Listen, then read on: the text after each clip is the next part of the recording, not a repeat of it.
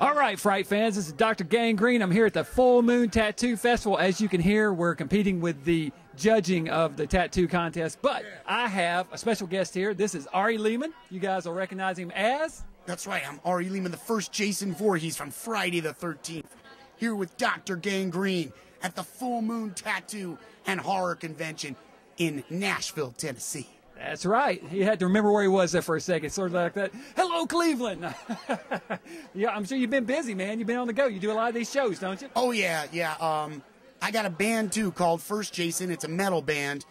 We recently played in Spain, and I sang at a big horror awards ceremony in Italy just a couple weeks ago. Awesome. Where I was honored to give golden statues out to none other than Robert Englund, Dario Argento, and Mick Garris, a lot of the big horror heavies, and that was a lot of fun. That sounds awesome. In Orvieto, Italy. But yeah, I First Jason and I do a lot of horror conventions. We'll be playing at one in St. Louis next weekend, and cool. Say it's kind of metal punk kind of fusion thing. First Jason is punk metal, horror comedy. We got songs like Jason is Watching, Jason Never Dies, which goes like, get out of my way, I'm coming through, and there is hellfire in my eyes, bourbon whiskey on my breath. I don't care what they say, I'm telling you, I never listen to their lies. I'm not afraid of death. Because he is the first Jason. He's already been there. It's true. Were you always a horror fan? Never to die again, that's what I always say. That's right. Were you a horror fan growing up? Yes. Interestingly, one of my first early memories of horror is, comparing the great, Frankenstein, Dracula, like who played the better Dracula? Was it Christopher Lee? Was it Bela Lugosi? We would have these debates in summer camp. That was very important. Very cool. But, and so like now Jason, you've got 12 actors that have played Jason Voorhees. He's iconic. All of them taller than me. But, who isn't? No, I'm just kidding.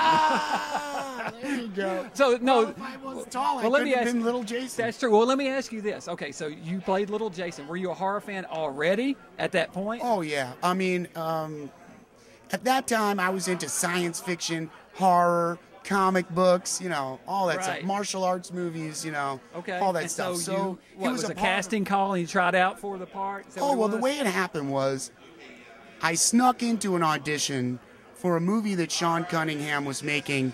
It was kind of a Bad News Bears about soccer. Okay. And I snuck in there, and they gave me a script, and somehow I got an 80-line role in that movie.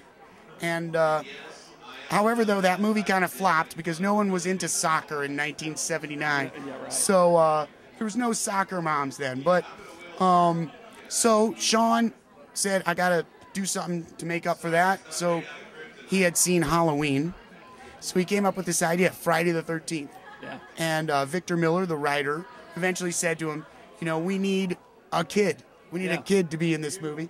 They were going to use Sean's son, Noel, but his wife would have none of that. Gotcha. So then Steve Miner said, hey, what about Ari? Go. He's game. He knows he has a lot of fun. Because you snuck in, uninvited. Hey. That's true. So it shows you, sometimes you just got to take the bull by the horns. Yeah. By the horn. That's right. Yeah. Take him by something, right? Grab the bull and make it. Do what you want. That's right. So, okay, so you shot this. Yes, that's right. That's right. So you shot this movie. Yeah. And then you finish up you go back to school and you tell all your friends, hey, I'm in Friday the 13th, right? No, I didn't do that at all because in those days, it wasn't like now. Horror movies were certainly very taboo.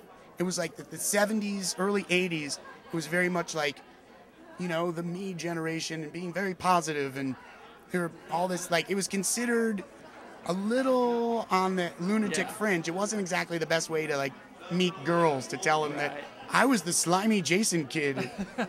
but surely some of your buddies thought it was cool, Yeah, right? well, in junior high school, now at first, we had no idea that it was going anywhere. Right. To me, because the movie before that didn't work. So to me, it was like, okay, whatever, I'll do it. Yeah. It was like a summer job. Well, when someone walked up to me and said, killer mommy, in school, I was like, uh-oh, this is going somewhere, you know. So, and by the time we got to part 3, I was like, oh, this is. So were you kind of embarrassed at first a little bit? It wasn't embarrassing to me because I really enjoyed the experience of working with Tom Savini, and those guys gave me an inside glimpse of all the workings of horror movies. So to me, I wasn't in that camp of feeling that way about horror movies, but still, it wasn't something that I would just bring up every day. I mean, nowadays, nowadays, metal and horror have become so mainstream. You know, I mean, you got all kinds. You got shows like Twilight, Metalocalypse. I mean, you know, True Blood. You know, it's all. Right. You know, it's a whole new world, and Sure. In my opinion, it's a great thing because my favorite horror movies are the early expressionist German silent films, where they were actually using the horror movie as like an investigation of the human psyche. You know, let's embrace our dark side. Let's see, you know, it was an experimental thing. Right. I mean, these directors like Murnau and Lang were walking the same streets as Freud and Einstein, you know, exactly at the same time in the same place.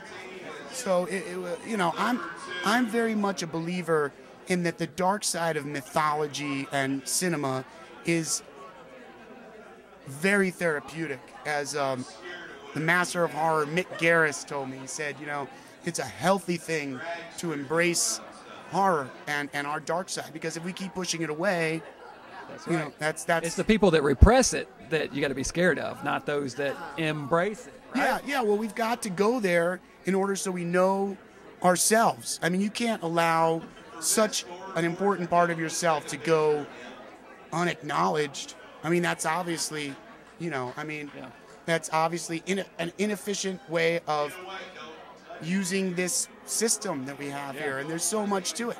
So, you know, but then again, I don't judge people if they watch some, I don't know, boring love story movies. I'm like, come on. Yeah. Who wants to Hey, that's what's great about the world. Everything's out there. Everybody can make up their own mind, you know, to each his own. Exactly. So have you done more movies? Yes, I sure have. I was in a movie called Telephone, Telephone? Telephone. Awesome. That was produced by George Bonilla, who's here in Kentucky. Yeah. And I have a lead in that. I was in a movie called Terror Overload, in which I play Ray, who runs a kind of a backwoods bordello, where his sisters are the hookers, and I get eaten by a chupacabra. Nice. That's a good one. Yeah, very good. Awesome. A bunch of independent films. I also did the soundtrack for a movie called Vampira the Movie, about Mila Nurmi. Sure. And that got the Rondo Hatton Classic Horror Award for Best Independent Film of 2007. Very cool. So I'm doing a lot of that stuff, and really I'm most dedicated to the fans and friends of Friday the 13th and Jason Vorhees, who have been so welcoming to me and my band First Jason particularly, and we just get so much support from our Crystal Lake campers all over Awesome. the world. Did you think about calling your band Crystal Lake at one point? Well, Was it First always Jason, I Jason? just make it self-explanatory. Yeah. But I have a song called "Welcome to Camp Crystal Lake." Awesome. Very It says, cool. "Welcome to Camp Crystal Lake, to live or to die by the path that you take." That's deep. That's deep. And Crystal Lake's deep. Well, hey, Ari, thanks for spending some time with us, Thank you, brother, man. Doctor. It's fun. Hey, so what'd you do with your? I've got 2 rondos myself. What'd you do with yours? Right on.